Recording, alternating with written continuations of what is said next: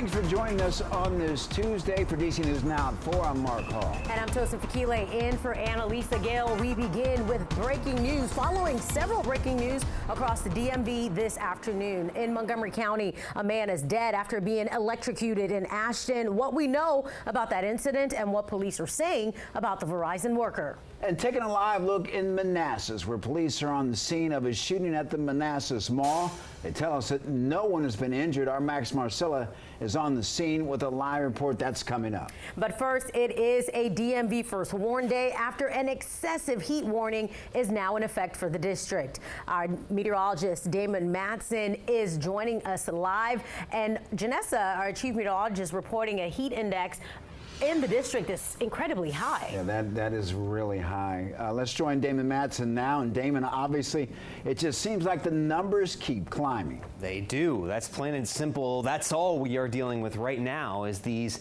excessive temperatures. And then when you factor in the humidity, you get that excessive heat index that really starts to wear on you in time. And because we have noticed heat index values approaching 110, that is what has prompted the National Weather Service to put out this excessive heat warning in lieu of the heat advisory that was already in place across the district and surrounding counties up to the Baltimore Metro and across southern Maryland. This is where we are experiencing the worst of the heat index values here today. It feels like 109 in Lexington Park, 108 in Manassas, and 106 in the district, hence the need for that excessive heat warning. We will continue to deal with these extremely high heat index numbers and air temperatures well into the upper 90s for the next several hours until that sun goes down at this point, folks. Now, unlike yesterday, we're seeing a little bit of help from Mother Nature, mainly north, though, of I-66 in the district. We have some spotty downpours and thunderstorms across the Baltimore Metro, back over into Montgomery, Frederick counties, and out toward Winchester, the eastern panhandle of West Virginia. A decent amount of rain coming down that's extremely helpful in terms of at least briefly dropping that temperature and finally giving us some relief from our current drought. Storms will continue for a few more hours, but then the heat continues. We'll talk about how hot and humid it's going to be tomorrow, as well as our rain chances coming up in just a short while. All right, Damien, thank you. In Manassas, Prince William County Police reporting shots fired at a mall. Yeah, and it happened at about 2 o'clock this afternoon. Our Max Marcella joins us live there now. Max, what can you tell us? Well, what we can tell you is this all started as a fight between two groups of people in the parking lot here at Manassas Mall. I'm going to show you what the scene looks like now as police are still here. There are tons of evidence markers on the ground with large portions of the parking lot roped off by police tape. What we've been told by Prince William County Police is that this happened around 2 o'clock this afternoon. They said there was that fight between two groups of people, and at one point during the fight, there were shots fired. One person was hit in the lower body, another was grazed by a bullet. Both are expected to survive. There is some restrictions to who can come and go from the mall right now. As you see, police are still conducting their investigation. They do say that everyone involved and a vehicle have been stopped, and they are continuing that investigation now. What we do know also from police is that there was some sort of panic in the mall when this happened. We just spoke with someone who was inside the mall who said she heard a couple of pops, and there was some panic inside the mall, not knowing exactly what happened. But again, what we do know confirmed by police right now is that 2 people were shot. One grazed by a bullet, the other shot in the lower body. Both are expected to survive, and Prince William County Police say all the people involved have been detained and a vehicle has been stopped. We'll bring you the latest details as we learn them. For now, live in Manassas, Max Marcella, DC News Now. Back to you.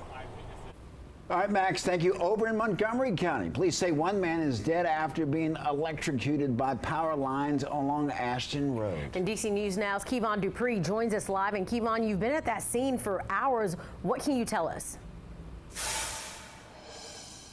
Hey, that's right, Mark. Tosin. Officials say the man was a Verizon utility worker, and they say he was in a bucket of a utility truck, and that bucket hit active power lines, causing him to be electrocuted. Now, MCPD says they received the call around noon of a person who had been electrocuted on the 200 block of Ashton Road. Police say the man is 39 years old, but they have not released his name at this time. Earlier, BGE Power Company arrived to de-energize the power lines so emergency crews could safely proceed throughout the scene. A Montgomery County Fire Tower truck was also brought to the scene along with representatives of Maryland Occupational Safety and Health.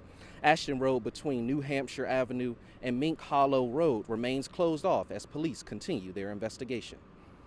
And that's all the information we have at this time, and we will be sure to bring you the more information as soon as we get it, both on air and online at dcnewsnow.com. Reporting in Ashton, I'm Kevon Dupree, DC News Now.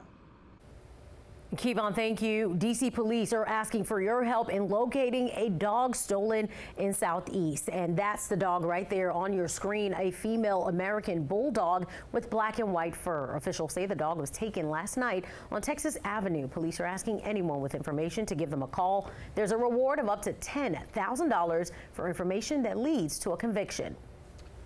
New today out of Howard County, police reporting arrest in multiple airbag thefts. And check this body cam out. Police say that they responded to the Columbia area where they recovered 31 stolen airbags from a stolen vehicle. Police were able to arrest 2 suspects in connection to the incident. In Montgomery County, we're learning details surrounding a ride-on bus that hit a traffic pole off of Piney Branch Road and Dale Drive yesterday afternoon. Fire and rescue crews say 13 customers had to be taken to the hospital. The cause of that crash is still under investigation. As we learn more, we'll keep you up to date on air and online.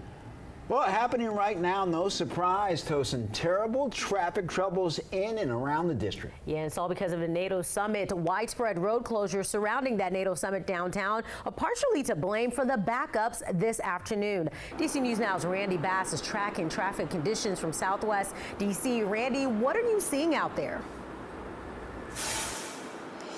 Yeah, Tosin, Mark, we're here live now along DC 395 heading eastbound, and those same commuters who saw trouble this morning are the same commuters who are having trouble into the evening hours. Bringing you a live look now at what those conditions are like. We've certainly seen things pick up here at the start of the 4 o'clock hour as those rush hour conditions really start to get underway. Many major roadways in and around this area are closed, forcing people to head on to 395 and 695 heading east and westbound this evening. Take a look at this map. This is the big reason for all of the traffic. The NATO summit shutting down streets near the convention center, the White House and Mellon Auditorium, forcing traffic to divert and forcing commuters to take routes they may not be entirely familiar with. Commuters we talked to today said their drive times in the city doubled or even tripled in some cases during the morning commute along major routes. Drivers we caught up with told us they're making changes to their normal driving routines to try to beat the traffic this week.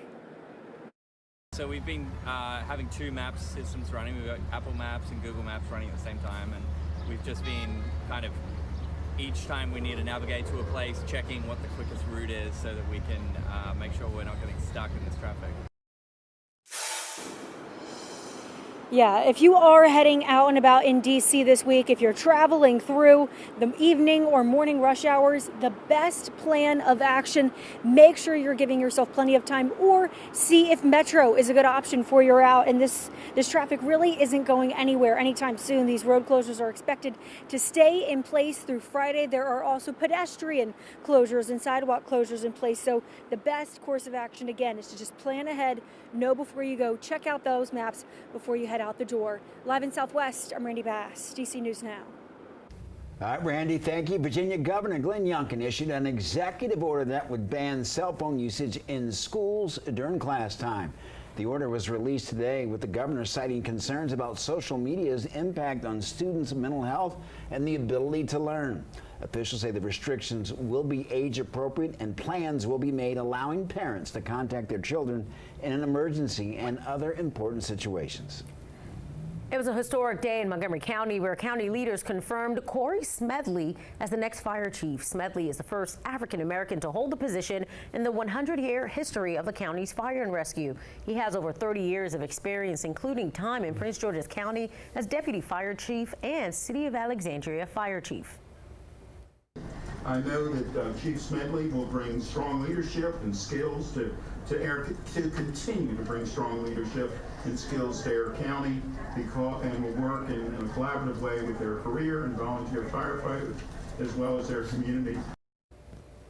Smedley says his goal is to build a strong relationship with Montgomery County community members. He also plans to make recruitment a top priority.